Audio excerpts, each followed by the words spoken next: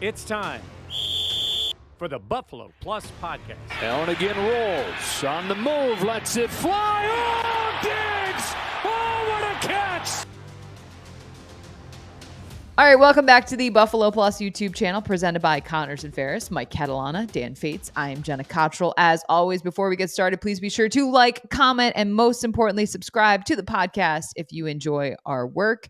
All right, guys, so much to talk about. Free agency approaching, big decisions, big moves, possibly big trades. We'll get into that, as well as the pressure on Brandon Beane. And also, we're going to talk about the combine coming up, just what we're most looking forward to as the guys get ready to head to Indy. Mike, I always start with you. Where do you think the pressure is at in terms of on Brandon Beane? We'll start here this upcoming offseason, because I feel like after the season ends, it's a bit of a recap, what went wrong for the team, but now it's full blown. Okay, there are big moves that need to be made, and now is the time that they're talking about them. I think this is the most pressure on him he's had since he's been the team's general manager. Now, I'm not talking about pressure as if he's on the hot seat. People love to say the hot seat. Brandon Beane overall has done a phenomenal job with this franchise. He has put them in a position where every move they make matters. When you get started, sure, there are big moves you have to make, and then you have to go from there, and you got to develop, and all those things. And he elevated this franchise. But then it gets to a certain point, and you're at a danger point where you don't want to look like you've got the quarterback and you've plateaued as a franchise. You've found out where you are, and it's not good enough. Some of the moves you've tried to make have cost you some money, and they haven't developed. He's got a lot of those plates. You guys are too young to remember the guys going out there, to do the little shows, and they put the plates spinning on the stick, and they constantly have to run plate to plate. Brandon Beane's got a lot of plates spinning right now. He's got draft picks coming into the final years. He's got free agents that he picked. He's got players under contract. He's got to figure out what to do. It's the first time he's going to ever have to let go of really, really good players and make other moves. I think his draft picks have been underwhelming recently.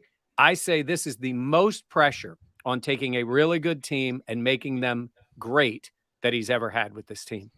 No shock to any of our listeners and our subscribers. I disagree. I'll say there's never been more pressure than to find the franchise quarterback. Now, finding Josh Allen and having the success that he's having buys you that window of time where you can do no wrong.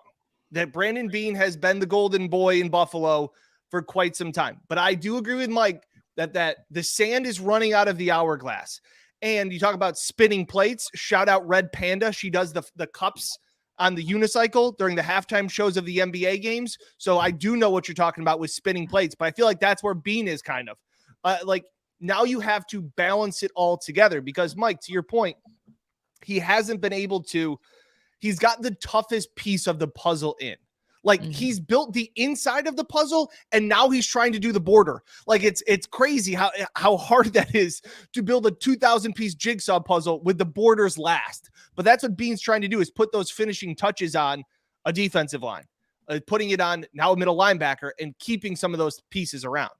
Jenna, Dan says, I disagree with you. And then he basically agrees with me. Yeah, I was actually thinking that as well. Well, here's my thought process from... Here's the thing. You guys make fun of me for being in the middle, but here she comes. If Dan's going to always be the one that's saying not, I'm going to be the one saying, here's the thing. I feel like because Brandon Beane so early on knocked it out of the park for a franchise quarterback, then everything does change. Now there is the most pressure because coming in when they drafted Josh Allen, it was like, they're going to take this shot. He's a project, all these things. But because of how good Allen is, now is where there is the real pressure because you've succeeded. You've done well in the playoffs, but you haven't been able to get over that hump. And now when you look at it, I mean, we talked about going into this past offseason last year, like the Bills are right there, all of these things. Now it does not feel that way. Now it feels like there's a lot of teams in the AFC. You look at the NFC, the talent on that side as well, where it's like, this is going to take some big moves because where the Bills are at and where they need to go. But because of how successful Brandon Beane was early on drafting Josh Allen and what Allen has ascended to, now this is the most pressure. And I'll let Dan go make his argument. Jenna, you made the point there. Allen increased the pressure. The great move of picking Allen only ramped up the pressure because now you look at it and you go, oh boy, you got Josh Allen. Yeah. You've had a really good roster, your own creation. He's done a lot of really good things, but now it's like, why can't you be better than the Bengals? Why can't you be better than the Chiefs? You've got the quarterback. You've had the roster. It's that last, I don't know, Dan, what? 10%, 15%, whatever number it is you want to put on it to take you over the top. It's not like saying, the Jets are saying, we got a roster, we don't have a quarterback. Okay, that's really tough. Yeah. The Bills have the quarterback. So I think the pressure's on him. I also think what adds into it is the fact that the Bills consistently seem like they've gotten better every season. And last year, the way this past season ended with the team being so flat, it makes you question, okay, did they get better? Did they regress? Did Ken Dorsey do enough? Did they make enough adjustments? Did they have enough talent? And I think it makes you question so much. Why are you laughing? Because we haven't let him talk and it's killing him. Oh, No, sorry. no, it's because I'm trying to make sure that I don't Say the same thing Mike says, but in your own voice. Yeah, I'm trying to make sure I make my point without giving credence to Mike's points. So that's like It seems like it's a challenge. Just come it's over. a little bit. Come over. No. Jenna's always on your side. I'm always down on the bottom of this screen fighting for my life over down here. It's kind of like you pulled the rabbit out of your hat and everybody's waiting for the next act. I as a magician. So as opposed to what? Sorry. You guys are just mean. You guys are just mean today. Just try to walk you through this another metaphor that I'm pulling out of my backside here. It's just one of those things where you bought time with Josh, and I do understand what you're talking about. That like you've raised the expectations when you've drafted Josh, and when you become a Super Bowl contender, the bar is raised to now get over the hump. I understand all of those things, but some of this also falls on not all Beane. And I know that's the dumb thing, but like also like, no, you're right. Whether it is like, he talks about draft, develop, resign, like some players haven't developed. And it is always this hindsight is 2020 of like, boy, this guy didn't pan out, or boy, Cody Ford wasn't good. Cause at times we looked at it at the time and said, Cody Ford's not bad in the second round. Like that wasn't a bad pick. So some of these things are out of Beane's control, which is where I don't think all of the weight and pressure is on him. Because if I'm Brandon Beane, and again, we did kind of say that, at his end of the year press conference was kind of defensive, was kind of like, hey, it's just one game. We never got blown out of the gym. We won 13 games, all of these things. It's almost like he's trying to puff up his chest and be like, well, guys, look at what I've brought in. They need to perform better. So I think it's not Jenna. It's not a little bit of both, but I think that Beane is under more. It's still harder to find that franchise quarterback than it is to finish the other pieces around him. I will agree with that because you want to start. We say it all the time. You start the year with 17. I mean, okay, people can nitpick at his game all you want. He's a great player, and you start out the year with one of the best quarterbacks in the league. Yeah. But there are things, and look, I don't blame it 100% on him. Yeah. It's like, there is nothing that's 100. I think, McDermott under immense pressure this year. Ken Dorsey's under immense pressure. Leslie Frazier, all of them. And theirs is a little different. Honestly, I think the Pagula family feels very comfortable with Brandon Beane as their general manager. Yeah. Right. I mean, I'm not talking about that kind of pressure. I don't think he's going anywhere. I think there'd be a lot of teams lining up to get Brandon Beane if he was on the open market. Okay. Yeah. That's not what I'm saying. I'm just saying is he set the bar high they have, but there's fault all around. I mean, look, Sean McDermott has to be better. I mean, whatever blame you want to attach to him for decision-making during the game, for coaching up the coaches, whatever it happens to be, for keeping Ken Dorsey and then to Dorsey. But then you'd say, well, how much of that is on the offensive line coach or on the players on the O-line or players themselves? So it does get spread around. I'm just saying is with the big money and the big, responsibility comes the big pressure. And I think he knows it too. And that's why, Jenna and Dan, I think Brandon Beane is a little freed up this year because he's going to make some moves that we know he's like Jordan Poyer going is huge for this franchise, leaving. Yeah. And I think that's happening. But I think in some ways it frees you up a little bit. It goes, fellas, we've tried it a few years with everybody being back. We're going to make some moves. And I think he's got something big up his sleeve this year that may not look great all in right away, but I think it could pay off for them long term. Well, I think because of just how the season ended, there is so much more flexibility. Because it just does feel like you're like, all right, there are also big decisions that have to be made, but at the same point, like they were not good enough. And you can talk about Brandon Beane saying that that was the only time they got blown out of the gym and all that stuff, but they were not there. And I think because of that and how it is a business, let's be real, I think that gave maybe it made more maybe it made it clear the decisions that need to be made going forward in terms of players and personnel. How about a team that didn't have any cap space, couldn't make a move, was, hampered? They're going to have to rebuild. And again, some of this is a joke and a cliche, but how about the Chiefs trading Tyreek Hill last offseason? Yeah. And everybody going, some people going, boy, that division is up for grabs. And how is Patrick Mahomes going to fare without Tyreek Hill and all of these things? And, they blamed it on the salary cap, which is comical because we all know it's not real. And look at how well it worked out because they reinvested in the offensive line and that really panned out. So I'm with you, Mike, that like there could be some move that in the immediacy of it, we go, what are they doing? But we could look back in January or next offseason and go, man, that move really freed this up, really allowed this to happen, allowed that to kind of fall into place and that we may not see it right away. So I agree. Okay. I don't think that they're these underdogs like the Chiefs said they were, which is hysterical. I know, Jenna, how much you love Travis Kelce and how much you love when he opens his mouth and talks. It's your favorite thing. Yeah. But I think that we could be looking at some type of move like that, despite the fact that Brandon Beane says, oh, our big offseason move is Von Miller. He said before last year, before signing Von Miller, he said, oh, we're not going to make any big signings. No big free agent splashes, and then found $120 million for Von. So I agree. I think a move happens. That's a really interesting point, Dan, because I think so much of it is like, what are they doing right now? How does that affect the team? But you're right. Like the Tyreek Hill thing, initially it was like, what are the Chiefs doing? How are they going to be able to be as explosive and all? That's Mike. I never thought about it like that, honestly. Yeah. Well, here's the one. I think this is sort of like the bit of the third rail kind of conversation that sometimes people start looking at stuff and then going, they wouldn't do anything.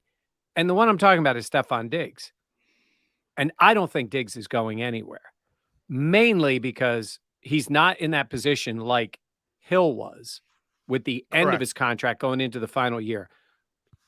Let's just say, for argument's sake, and don't freak out, Bills fans, that the Bills were thinking about dealing Diggs, right? Say they were. The cap hit, while we can talk about it's not real. Correct. Well, once you've made the move and set up a contract, then that part of it does become real. And you're like, wait a minute, we're going to buy a crazy amount of dead cap space right now to trade one of our best players. I don't think that's happened. Now, could that happen in a year? Yeah. But there are certain ones that it's almost like you're blowing up your ability to make other moves to make one. And the only reason I bring that up is because we've seen all the stuff with his brother, and he's been sort of a little off the reservation during the offseason so far.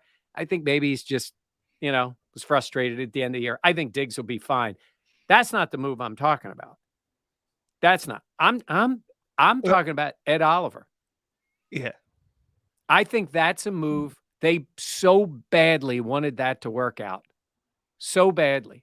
And I don't think it's worked out to the point that you're going to go, here you go, Ed. We're going to sign you to this deal. Then the question is, do you feel like you did with Edmonds where you just let the final year play out, which could happen.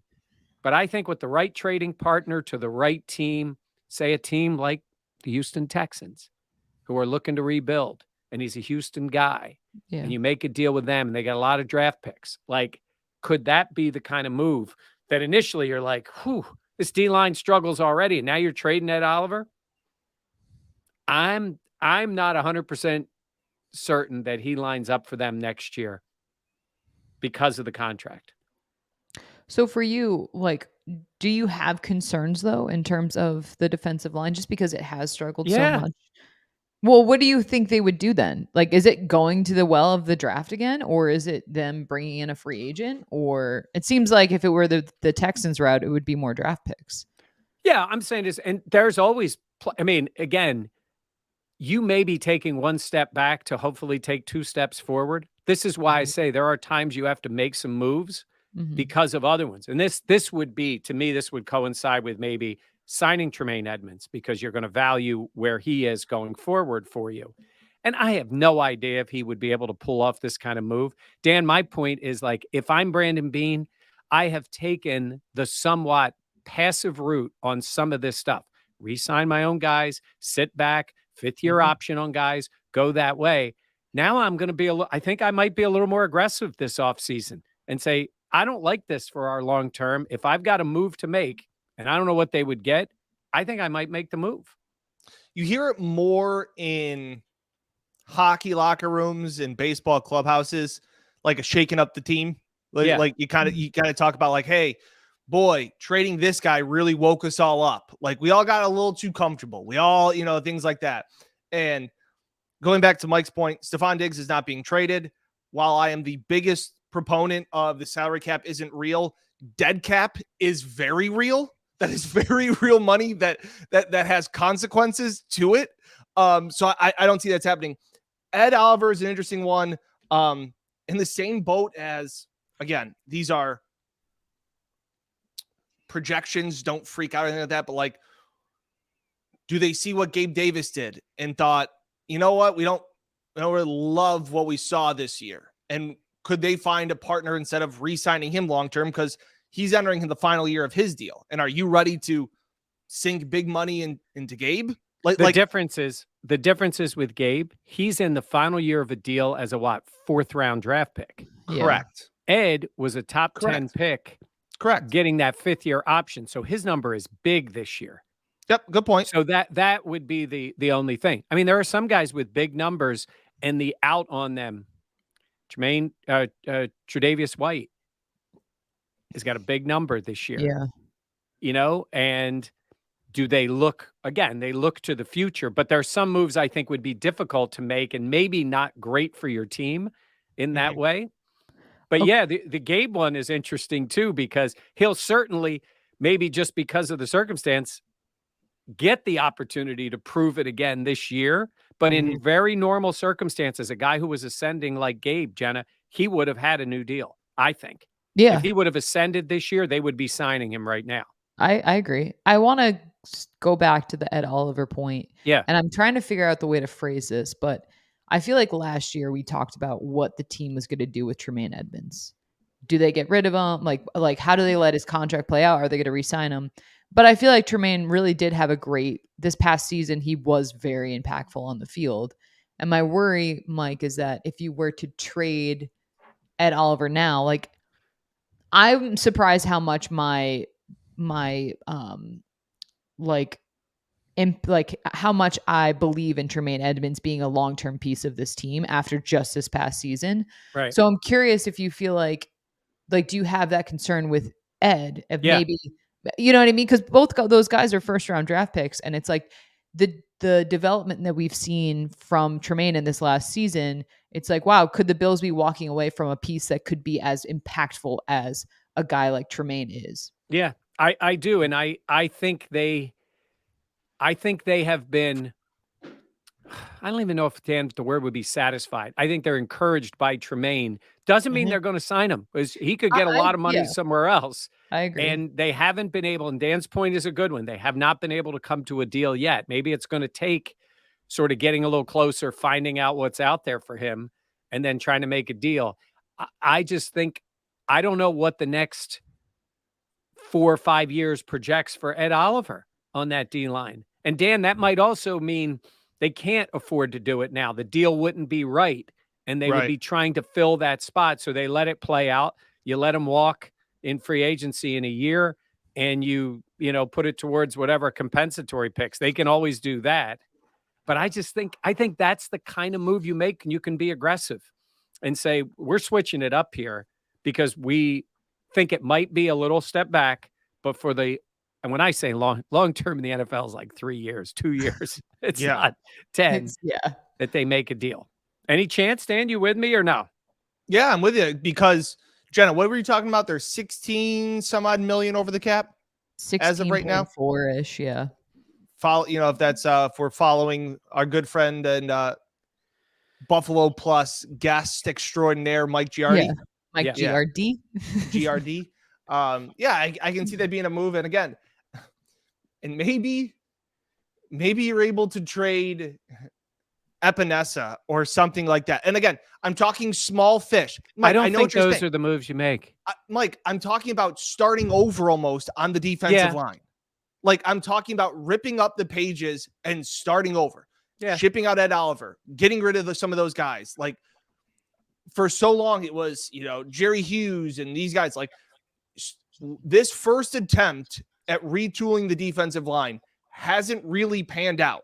So maybe you make a move like Ed Oliver, you make another move with somebody else, and you start over from scratch. I can see your side, Mike. It's interesting because I feel like you're like, wow, if they got rid of Ed, like how much pressure, like how bad would the line get? And then you're like, well, they didn't really generate that much pressure aside from Von Miller. Like we all thought I thought when Jerry Hughes walked to be like, oh, that was like, what a great player. He meant so much Buffalo in terms of like the personal connection. But then I'm they missed Jerry Hughes's production as well, which I think says not great things about how the defensive line came along. Well, Dan, what do you think? Do you think Mike talked about a trade? What do you think? Yeah, I think I think they go and make a splash in free agency by adding another weapon for Josh Allen. And whether that's, again, maybe you're moving Gabe Davis, maybe to find a true number 2. Like I said, T. Higgins has been rumored to be in the market. He's entering the final year of his contract. Would the Bengals trade him? Would the Bengals trade him to the Bills? Yeah, why not? Well, they're get a problem. I don't know. Would they? That's fair. I don't know if they would. I wouldn't be like, Yankees. This isn't a Yankees Red Sox deal. No, but there's a few teams. Yeah. I don't know. Would they? Would they much rather trade him to Green Bay than trade him to Buffalo? He's T. Higgins. He's not Aaron Rodgers, where you're terrified to have to play him twice a year. I don't know. They're not trading him in his. They're not I trading feel like him. That also says a lot. They're not trading him to the Ravens. Like, I feel like that would say kind of that would be interesting for the Bengals to feel comfortable with that. Well, how about this for you too? T. Higgins was the guy that I had heard the Bills were interested in heading into his draft. Yep. And then he had a horrendous pro day, and the Bills got very turned off by his pro day. That offseason, they end up making the move for Stephon Diggs. Yeah. And so that was kind of funny that, like, now all of a sudden T. Higgins, big, tall, physical wide receiver, something they don't have on their team right now. That's fair. Could be an interesting target, or a guy like Hunter Renfrow, more of a fill-in slot guy, battled some injuries, but kind of can do a lot of the things that Cole Beasley did when Cole Beasley was Cole Beasley. Like, very shifty, great at beating zones, all of those things. Smart slot wide receiver, which I think maybe we realized this year more than previous years how important that is for the Bills offense and for Josh Allen. So again, I don't know, not a capologist. We'll have to get Mike, your nephew, in to figure out how all these numbers work. We'd have to get Garrett on the pod, but it would be interesting to see a move being made to find a more proven guy that can help this team sooner rather than developing Khalil Shakir in kind of that phase. Yeah, and Janet, Dan's making a good point. Sometimes I've seen people go, oh, look at the list of free agents. Stop with the free agents. Yes, free agents is great. But so there's guys who are under contract. Look at all the wide receiver moves that have been made, including the Bills with Diggs. It's a lot of trades, a lot of teams going. And the Bengals may be in that spot. because they're even younger at their number one with Jamar Chase, who's phenomenal. Yeah. That they may be saying paying 2 is tough. Do we reload? Do we go younger in that position? Do we do that? So there's always trades to be made. A.J. Brown was a trade. Tyreek Hill was a trade. Yep. Like all these guys were trades for top players. So that's why I say, and I do trust Beane in that. I mean, he made the trade he made was a pretty good one. I know what Minnesota got, but the part that everybody forgets about that is Jefferson was not thought of that highly, slid down the board, and then Howie Roseman made an idiotic move. That pick should have gone right before the Vikings pick anyhow. Like it was all in the script. The script was in the NFL script. That's right. For Justin Jefferson. Yeah. And at that time, the Eagles, they messed it up. They were like, no, oh, shoot. Eagles, no, they read the script. Part of the script. The script was you make this dumb move, and then eventually you're going to get to the Super Bowl. And they're like, okay, Jalen Reagor, that's the guy. And then you know what? Later, just send him to Minnesota anyhow. Because he was supposed to go there. So we'll make the deal. Oh my gosh. Yeah. No, I'm looking for the script. Yeah. When's the script come out for the 2023 season? Oh, it's out already. It's out. Oh, it's interesting. Oh, next podcast, I'll tell you all about it. Oh, okay. Are we going to Vegas? Just let me know. Yeah. Okay. Works for me. In terms of a move, I think they make, I think, and actually Mike Giardi talked about this of NFL Network, but I do think that they invest in Tremaine Edmunds. I think where he's coming from, how much he's a fabric of your defense, and especially with the expectations that they move on from Jordan Poyer, it feels like without having the Jordan Poyer Micah Hyde connection, maybe it's now them investing in having Matt Milano and Tremaine Edmunds, and that kind of being the fabric of your defense and kind of the stability piece that you can build around. But I think that Edmunds has, we've wanted to see him be outright that first round draft pick, when he was coming out. I think it's taken some time for him to develop, but I mean, I think you look at the season he had this past year and it says a lot. And look, he's going to earn a lot of money, and maybe he wants to go for more money, and maybe that's not with the Bills, but just the conversations that we've had with him throughout the season, it seemed like he wanted to be in Buffalo and to stay in Buffalo. So that's why I expect, with his age coupled with his experience, with him wanting to be in Buffalo. I'm not saying he takes a hometown discount or anything like that, but I think there's an ability for the Bills to work with Edmunds to make it, it's still going to be a massive contract, but maybe more fluid in terms of how it hits under the cap. This, by the way, this is very anecdotal here, but I don't know which one of you guys shot. It was a home game against the Patriots. And I was looking for some video of Tremaine, and he chased down Mac Jones.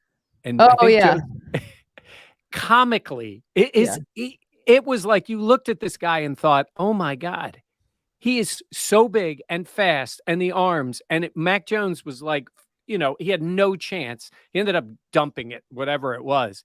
And I just look at, and maybe that's what they're stuck with, Dan, the potential that they see at some point gets unlocked. I don't know. Maybe they've seen a little of it, but I still think there's something much more there with him that maybe they're afraid to let go, and they'll pay him. No. Okay.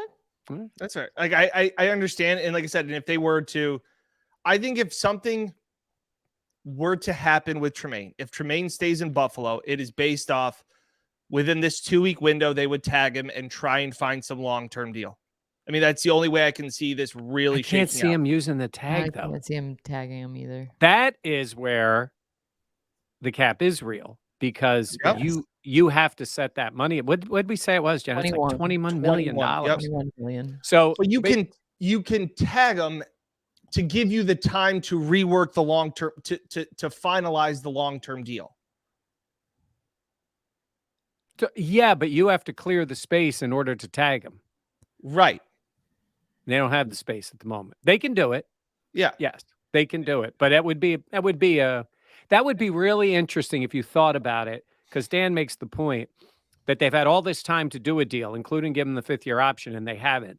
And now you're going to need to buy the extra time at the end. I don't know. Let me ask you real quick, you guys. if we get to free agency, tampering period, when no deal is done, what's the chances that we get to that point, if there's no deal done, that Tremaine Edmonds is back? Jenna, if they get to that point. I would say pretty small. I would say like maybe 15%. Just because I feel like, I mean, I feel like you talk so much about it, and like to get to that window, I don't know, maybe that's totally wrong, but I usually feel like you want to get a guy wrapped up before then. And if you don't, it's like, well, then you're opening yourself up to so many other options. What? You just proved my point on why he's not coming back. They've had all this time to get something done, and now against the clock, I just don't see. Well, they still have a few weeks on the I was clock. gonna say they still have a few weeks, and that doesn't mean that conversations haven't been happening. And let's Correct. be real, Nothing's- a deadline nothing's been motivates done. men more than anything. Well, and really good my one. point was that's a podcast for another time. But my point is the fact is, you talk about like when's that legal tampering period. I think his agent's already legally, illegally, whatever, talking and getting prices of what other teams are willing to pay. And I think that if Tremaine Edmonds has gotten this far, he will want to see what legitimate offers come in. And once I think he sees that, again, I've already put it at 0% that he's returned. I've already got the coffee or the dinner, whatever I had with both you guys from the last pod. And every day that passes, I just feel better and better thinking that Tremaine Edmonds isn't coming back. Okay. All right. I love your confidence. Honestly, like I really do. He does. He has it. Yeah, no, he does. Well, like when you that's why when people are like, "Is Dan a shtick?" I'm like, "No, that is Dan. Yeah. Like Dan is truly." Like when Dan you is ride or die. when you've been the Jon Snow gif of him like facing off with just the sword, and everybody's telling you Gabe Davis is going to be an All-Pro, and you just you swing and you hit it, like you got a little confidence. I've stepped up to the plate a couple times. I've struck out. I've struck out plenty. Yeah, we know. Yep. Oil changes will be forever linked. But my God. But yeah, no, I get it. I see what you're saying. Yeah, okay. I guess we will see. And that is true. Like we are getting closer to that, free agency window and all that stuff opening, and that will say a lot. All right, I'm curious. You guys are going to Indy. Yep. What you are most looking forward to as the Bills? Brandon Beane, Sean McDermott, St. Elmo's. That was not my answer.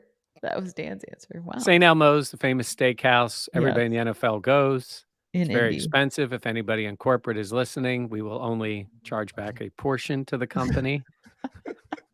But that's always fun to go. It is really, we talk about this. It's where everybody in the league is. And geez, it's the first week of March, and free agency doesn't start till like the third week, and all the agents and coaches and GMs are there. Imagine if there would be conversations, which could happen. Well, that would be illegal. That's cocktail. Right. That would be against the rules. They wouldn't be able to do that. But I will say this: there's a lot of places they could go in the draft. It's so funny sometimes when you go and they need a quarterback. We knew they were drafting a quarterback. Okay, that one is something. Yeah, there's a lot of positions they could be drafting this year, right? Yeah. I mean, and it's not like they have a ton of needs, but you could make an argument for almost any position. Dude, I just think of how much stuff has changed a year ago. Like a year ago, the Bills, they drafted a punter. You know what I mean? Like things are just very different now where they're at. Yeah. I mean, you could pick in the secondary. I know they went really high with a corner last year. I'll be interested to see, looking at somebody who can play safety for them, depending on what they decide to do. Linebacker could be in the mix. Again, not early. They're not picking in the first or second round with a linebacker, but that type of player, depending on what they do with Tremaine. We obviously can't cut out the D-line because they love to draft in the D-line. And offensive you have line. to see. Absolutely offensive line. They're not drafting a quarterback. Certainly not. I don't think this team is in the position to draft a quarterback at any point. Yeah. I don't even think I'm taking a young quarterback now. Agreed. I'm not. I have a young quarterback as the number one quarterback. You have a veteran backup, and then they move from there. And they could take it back later. Again, they've used enough resources on running backs. I don't see a high draft pick for that. So, but wide receiver, absolutely. Tight end, again, later kind of guy, maybe, but maybe a free agent. But there's a lot of guys they could pick. But yeah, Dan, we're going to see a lot of that little talking going on. Last year I was in Indy and I remember being there and it was you're kind of there. And I remember being like, the roster is so good, package picks, move up to get one guy because the starters are all set and the backups are all set. And what does it really matter? You know, this guy may not have that much of an impact. It's the same thing where I go, they could go any position but quarterback last year. They can go any position but quarterback this year, but it's for the opposite reason, is because they could make an impact on this team. Yeah, like, I got to tell you, it's crazy how much that changes. You should not be drafting for immediate need. On occasion, there is immediate need. Like, we know we have to get this type of player.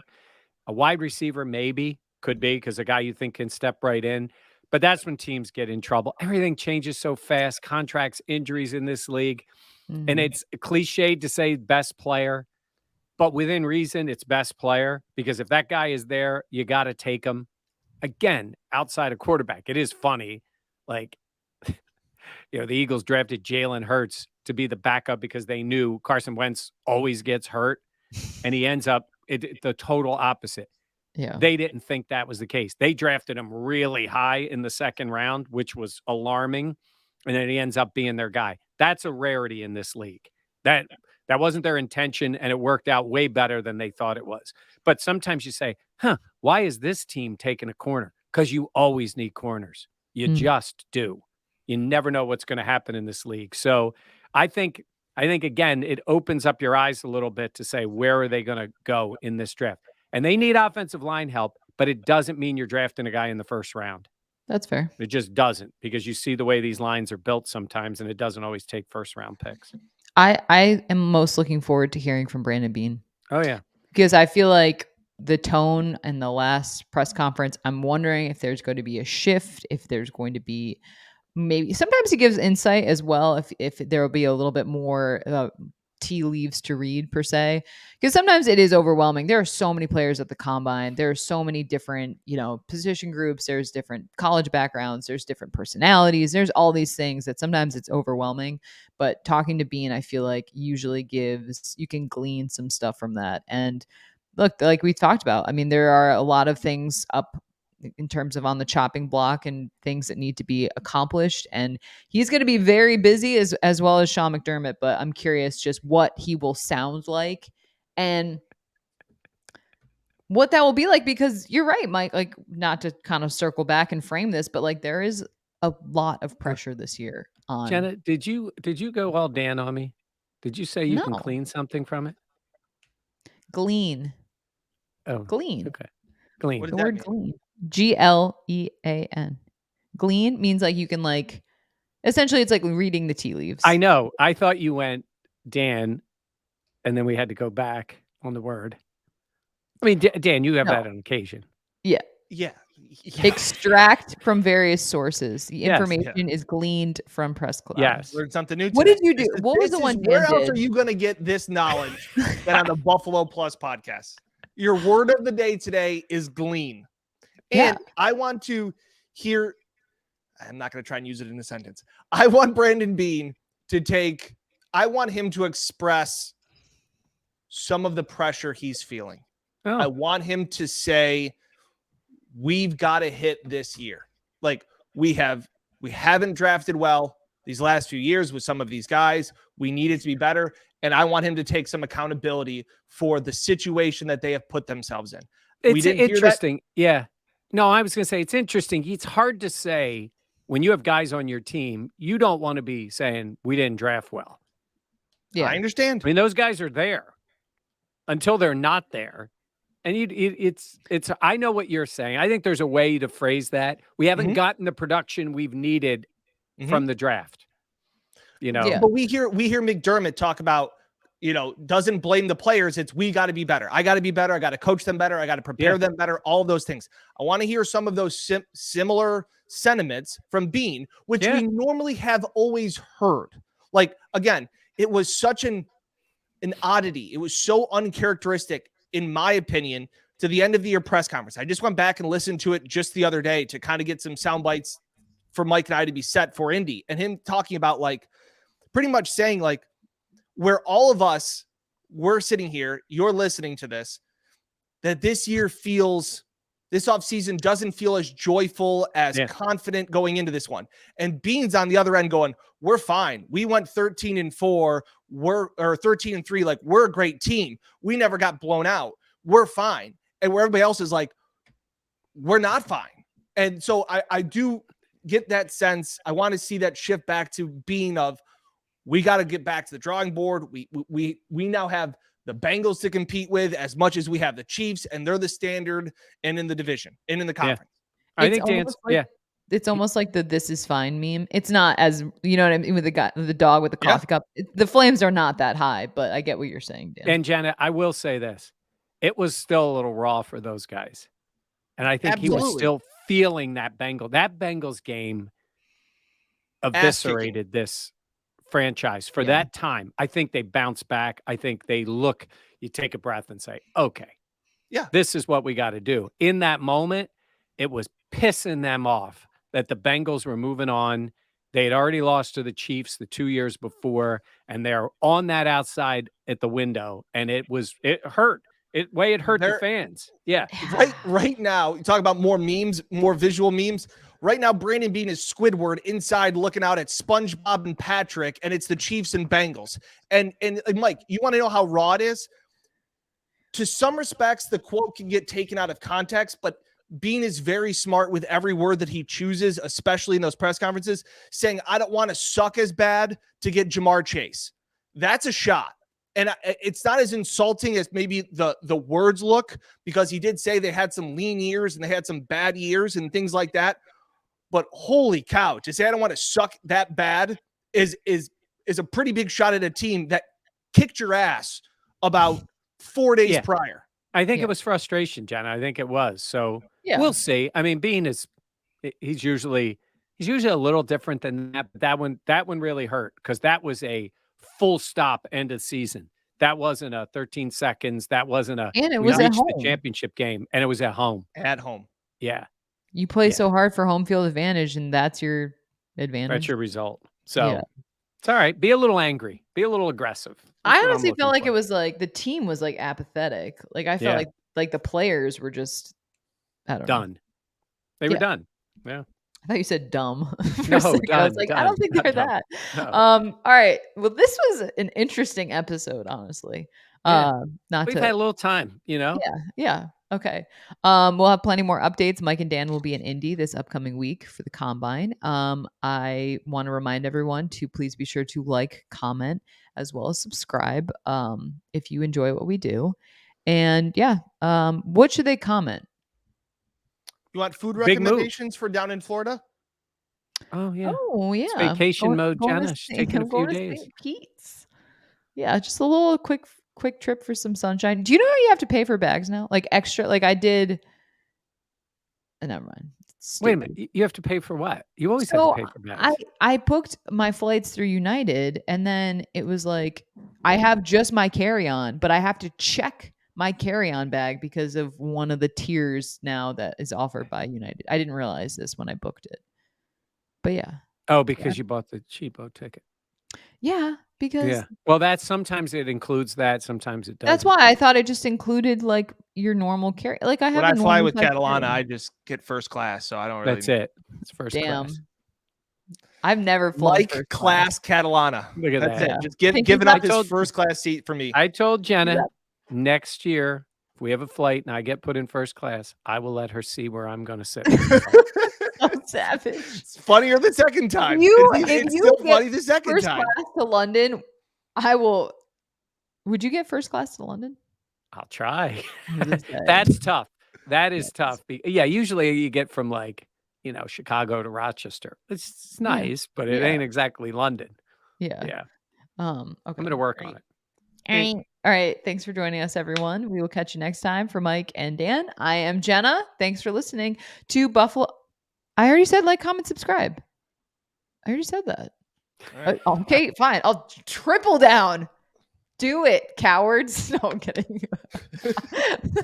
All right. Bye, everyone. We need to go.